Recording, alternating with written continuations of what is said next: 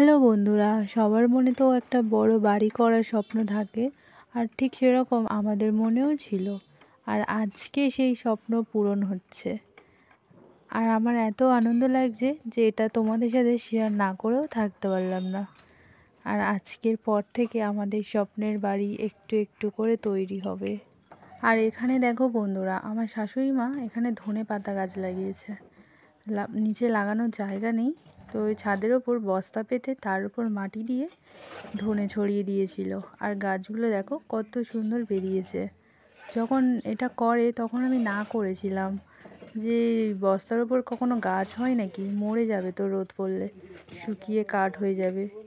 কিন্তু তবুও আমার শাশুড়ি মা লাগিয়েছে, আর দেখো গাছগুলো কত সুন্দরভাবে বেরিয়েছে। সত্যি আমার শাশুড়ি মার মাথায় বুদ্ধি আছে বলতে হয়। আর তোমাদেরকে বলছি, শুধু দেখলে হবে, পাশে থাকতে গেলে তো চ্যানেলটাকে সাবস্ক্রাইব করতে হবে, তাই না?